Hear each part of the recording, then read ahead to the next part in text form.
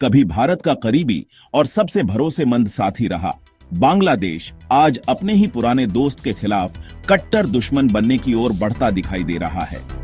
जिस देश ने कभी भारत के सहयोग से आजादी पाई, वह अब पाकिस्तान के साथ नजदीकियां बढ़ाता जा रहा है और एक के बाद एक नए फैसले लेता जा रहा है, जिससे पाकिस्तान बांग्लादेश में अपनी पकड़ मजबूत बनाकर भारत के खिलाफ जाल बिछा रहा है। जी हां दोस्तों, बांग्लादेश जो कभी हिंदू समुदाय से प्रेम और सौहार्द के लिए जाना जाता था, अब वहीं हिंदुओं और भारतीयों के प्रति नफरत का केंद्र बनता जा रहा है। स्थिति तब और भी गंभीर हो गई जब नोबेल शांति पुरस्कार विजेता मोहम्मद यूनुस ने देश की सत्ता संभाली और उनके कार्यकाल के दौरान बांग्लादेश कट्टरपंथ की ओर तेजी से बढ़ा है, जहां अब दोस्ती और भाईचारे की जगह नफरत और हिंसा ने ले ली है। और पिछले दिनों ऐसे मामले सामने आए हैं जिसने भारत को बांग्लादेश को सीधा करने पर मजबूर कर दिया। दरअसल हिंदू मंदिरों पर हमले, मूर्तियों का जलाया जाना और यहां तक कि अल्पसंख्यकों को तलवार से काटने की धमकियां भी हाल ही में बांग्लादेश के कोने कोने से आने लगी हैं। और इसी बीच बांग्लादेश ने पाकिस्तान को लेकर एक और हैरानी भरा फैसला ले लिया है, जिसने भारत की टेंशन बढ़ा दी। पूरी अपडेट क्या है, आइए समझते हैं आज की इस वीडियो में। लेकिन आगे बढ़ने से पहले इस वीडियो को एक लाइक करके चैनल को सब्सक्राइब जरूर कर लीजिए, क्योंकि यह आपके लिए सिर्फ 1 सेकंड का काम है, लेकिन इससे हमारी काफी बड़ी मदद होती है। दरअसल हाल ही में बांग्लादेश में इस्कॉन मंदिर को निशाना बनाते हुए खुलेआम हिंदुओं को हिंसा की धमकियां दी जा रही हैं। जहां बांग्लादेश में इस्कॉन को निशाना बनाते हुए एक कट्टरपंथी व्यक्ति का वीडियो सोशल मीडिया पर तेजी से वायरल हो रहा है, जिसमें वह खुलेआम इस्कॉन पर प्रतिबंध लगाने की मांग करता है और धमकी देता है कि अगर सरकार ऐसा नहीं करती तो वे हिंसात्मक कदम उठाएंगे। जिसको लेकर इस्कॉन के वाइस प्रेसिडेंट राधा रमण दास ने इस वीडियो को साझा करते हुए कहा है कि यह भाषण किसी एक इलाके तक सीमित नहीं है, बल्कि बांग्लादेश के हर कोने में इस तरह के बयान दिए जा रहे हैं। और इसको लेकर उन्होंने कट्टरपंथियों पर कार्रवाई करने की मांग की है। लेकिन दोस्तों, जिस तरह हालात आज बांग्लादेश के हैं, दुनिया भर में बांग्लादेश में हो रही घटनाओं को लेकर आवाज उठाई जा रही है, क्योंकि बांग्लादेश इन दिनों एक गहरी संकट में है, जहां हिंदू समुदाय पर हो रहे हमलों और मंदिरों को तोड़े जाने की घटनाएं सुर्खियों में है। ऐसा लगता है जैसे हर दिन कोई ना कोई हमला हो रहा है। ऐसे में धार्मिक विविधता का दावा करने वाला देश अब नफरत और हिंसा की चपेट में आ चुका है।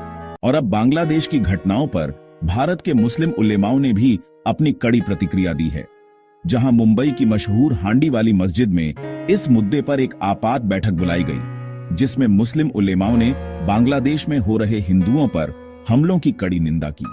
जहां उन्होंने कहा, हम चुप नहीं बैठ सकते जब हमारे पड़ोसी ऐसे दर्द से गुजर रहे हों।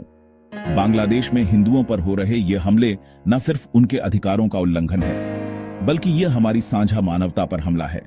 यह धर्म की बात नहीं है, यह इंसानियत की बात है। हम मुसलमान होने के नाते किसी भी निर्दोष पर हो रहे अत्याचार का समर्थन नहीं कर सकते। हमारा धर्म हमें अमन, इज्जत और सभी समुदायों की रक्षा करना सिखाता है। खास बात यह है कि इस दुर्लभ और शक्तिशाली एकता के प्रदर्शन में सभी उलेमाओं ने एक सुर में हिंसा की निंदा की और तुरंत कार्रवाई करने की मांग की, जहां उनका संदेश साफ था कि सच्चा इस्लाम शांति और एकता का प्रतीक है। ऐसे में अब भारत ने बांग्लादेश के खिलाफ एक्शन लेना शुरू कर दिया है और एक के बाद एक बड़े फैसले भारत की ओर से लिए गए, जिसने बांग्लादेश को हिलाकर रख दिया। लेकिन जहां एक तरफ भारत बांग्लादेश के खिलाफ एक्शन ले रहा है, वहीं मौके का फायदा उठाते हुए पाकिस्तान बांग्लादेश की मदद करने में लगा हुआ है। लेकिन बांग्लादेश शायद ये भूल गया है कि यह वही पाकिस्तान है जिससे अलग होकर उसकी स्थापना हुई थी। बांग्लादेश में हाल के दिनों में कुछ घटनाएं सामने आई हैं, जिन्होंने न केवल वहां के हिंदू अल्पसंख्यकों को हिला दिया है, बल्कि भारत में भी चिंता की लहर दौड़ा दी है। जबकि एक तरफ बांग्लादेश में हिंदुओं पर हो रहे हमलों की खबरें लगातार आ रही हैं, वहीं दूसरी तरफ बांग्लादेश सरकार के कुछ फैसले हैरान करने वाले हैं। दरअसल बांग्लादेश सरकार ने हाल ही में पाकिस्तान के लिए अपने वीजा नियमों में ढील दी है, जिससे पाकिस्तान और बांग्लादेश के रिश्ते और मजबूत होने की उम्मीद जताई जा रही है। लेकिन सवाल यह उठता है कि क्या यह फैसला ऐसे समय में लेना सही है जब देश में धार्मिक अल्पसंख्यक असुरक्षित महसूस कर रहे हैं। बताते चलें कि बांग्लादेश में हिंदुओं पर हमले कोई नई बात नहीं है, लेकिन हालिया घटनाओं ने इस समस्या को और गंभीर बना दिया है, जहां मंदिरों को निशाना बनाया जा रहा है और अल्पसंख्यक समुदाय पर अत्याचार बढ़ता जा रहा है। ऐसे में बांग्लादेश सरकार की तरफ से पाकिस्तान को वीजा नियमों में छूट देना सवाल खड़े करता है। भारत के लिए यह स्थिति चिंताजनक है, लेकिन पाकिस्तान के साथ बांग्लादेश के रिश्तों में सुधार और वहीं हिंदुओं पर हो रहे हमले, दोनों चीजें भारत के लिए तनाव का कारण बनी हुई हैं। भारतीय अधिकारियों का कहना है कि वह इस मुद्दे को बारीकी से देख रहे हैं, जहां बांग्लादेश के हिंदू समुदाय ने सरकार से न्याय और सुरक्षा की मांग की है। उनका कहना है कि उन्हें ऐसे समय में असुरक्षित महसूस हो रहा है जब सरकार को उनकी सुरक्षा सुनिश्चित करनी चाहिए। और अब भारत एक्शन मोड में आ चुका है, जहां पड़ोसी देश बांग्लादेश में जारी अशांति के मद्देनजर घुसपैठ व अन्य अवैध क्रियाकलापों को रोकने और भारतीय किसानों की सुरक्षा सुनिश्चित करने के लिए बीएसएफ ने मुर्शिदाबाद जिले में भारत बांग्लादेश अंतर्राष्ट्रीय सीमा पर जीरो लाइन के पास अपने जवानों को तैनात किया है। साथ ही बांग्लादेश में मौजूदा उथल पुथल को देखते हुए बीएसएफ ने पूरे अंतर्राष्ट्रीय सीमा पर भी सुरक्षा और कड़ी कर दी है। कोई अराजक तत्व या घुसपैठिए भारतीय सीमा में प्रवेश नहीं कर पाए, इस पर कड़ी नजर रखी जा रही है। इसके अलावा बांग्लादेश को भारत से उलझना और भी भारी तब पड़ी जब भारत ने बांग्लादेश को होने वाले एक्सपोर्ट को लेकर बड़ा कदम उठा दिया। दरअसल राजनीतिक अस्थिरता के बादल उसके आसमान पर गहरा जा रहे हैं और इसका असर भारत के साथ उसके व्यापारिक रिश्तों पर पड़ने लगा है।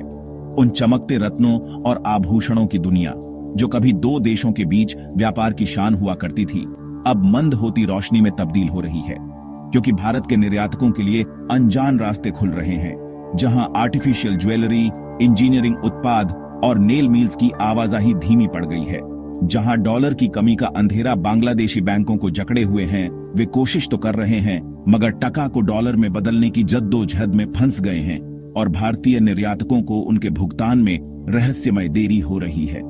इसके अलावा वित्तीय वर्ष 2025 के शुरुआती 7 महीनों में भारत से बांग्लादेश को इंजीनियरिंग निर्यात में 8% की गिरावट आई है, जबकि रत्न और आभूषण निर्यात में 11.1% की कमी देखने को मिली है।